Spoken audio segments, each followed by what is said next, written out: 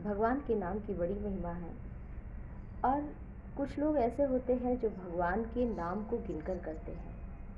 माला भी जपते हैं तो वो सोचते हैं कि हमें पता रहे कि हमने कितनी माला की। तो क्या गिनकर माला करना चाहिए या माला जप भगवान के नाम का अंतर्मन से भी करना चाहिए? शास्त्रों के अनुसार तो माला करना चाहिए, लेकिन अनगिनत अगर हमें भगवान ने सब कुछ दिया है तो हम उनका नाम गिनकर क्यों करें?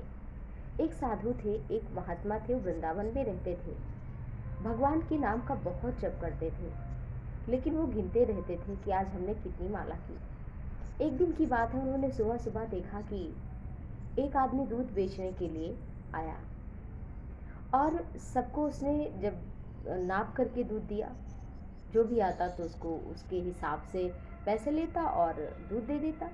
लेकिन एक स्त्री आई, उसको उसने नाप कर दूध दिया ही नहीं कि कितना दूध देना, उसने जितना मांगा उतना दे दिया, उससे कुछ पैसे भी नहीं लिए और वो चली गई दूध लेकर। साधु ये दृश्य देखता रहा कि सबको तो ये पैसे से दे रहा है और नाप कर दे रहा है, लेकिन इस स्त्री को इसने बिना नापे बिना कुछ लिए ही दे दिया। जाकर पूछा लोगों से कि भैया ये क्या है? तो लोगों ने बताया कि ये उसका प्रेमी है। तो प्रेम में गिनकर के हिसाब किताब नहीं होता, वहाँ तो केवल देने की भावना होती है और प्रेमी तो कुछ समझ जाता है। तो हमें भगवान का प्रेमी बनना है या गिनकर के, जैसे बाजार में लोग पैसा देकर सब्जी खरीदते हैं और सामान खरीदते हैं, उस तरह से हमें भगवान का नाम जप करना है। तो एक दुकानदार, एक व्यापारी नहीं बनना है। हमें भगवान के नाम का सत्यम कीर्तयन्तो माम यतन तस्य दृढ़व्रता, हमें भगवान के नाम का जो जप है वो सतत करना है। तो ये शास्त्र कहते हैं। तो आप सभी भी खुद बताइए कि भगवान के नाम को सदैव जप करना चाहिए या गिन करके करना चाहिए। अब सदैव कैसे जप करें, सवाल उठता है कि हम हमेशा पूजा में बैठे रहेंगे तो काम कैसे करेंगे? तो गोपियों से सीख ले लेना हम।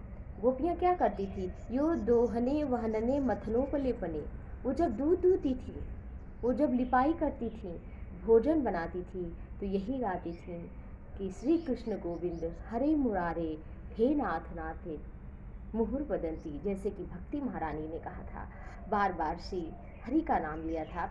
ऐसे ही गोपियों ने भी हर काम के साथ में आप जो भी काम करो वो ईश्वर के लिए करो, उनको समर्पित करके करो, चाहे वो घर का काम हो, चाहे बाहर का काम हो, चाहे दुकान का काम हो या ऑफिस का काम हो, कहीं का काम हो। अगर आप इस तरह से करते हैं कि भगवान के लिए ही करते हैं, अपने इष्ट देवता के लिए करते हैं, तो आपका चलना भी पूजा हो जाएगा, आपका भोजन करना भी हो जाएगा वो पूजा। आप जो भी कर्म करेंगे, सोएंगे तो भी पूजा हो जाएगा कि हम दंडवत भगवान को प्रणाम कर रहे हैं। तो हर कर्म में हर सांस को समर्पित कर दो। निद्रावस्था में रात में जाओ तो भी बस यही भगवान से कहोगे, प्रभु मैं दंडवत प्रणाम कर रहा हूँ। तो रात भर आपको दंडवत करने का फल प्राप्त होगा। आप कहीं जा रहे हैं, स्कूटर पे, बाइक पे, कार पे, प्लेन पे, तो ये मन में निष्ठा रखिए, ये मन में विश्वास रखिए कि मैं परिक्रमा कर रहा हूँ, तो आपको परिक्रमा करने का फल प्राप्त होगा। तो ये छोटा सा साधन है, बहुत सरल है, लेकिन ये कब बनेगा? जब आप धीरे धीरे स्वभाव बनाएंगे। और स्वभाव एक बार बन जाता है तो मिटता नहीं है। कहते हैं ना कि वो गाय बहुत मारती है, वो कुत्ता बहुत काटता है, क्यों? उसका स्वभाव है पूर्व जन्म का। वो जिस तरह से हम जीवन जिएंगे वो इस जन्म में नहीं, जन्म जन्मांतर के लिए ही ऐसा बन जाएगा। तो आप भी शुभ कर्म करते रहिए। और आपको कथा अच्छी लगी तो आगे भी सुनते रहिए। जय श्री राधे।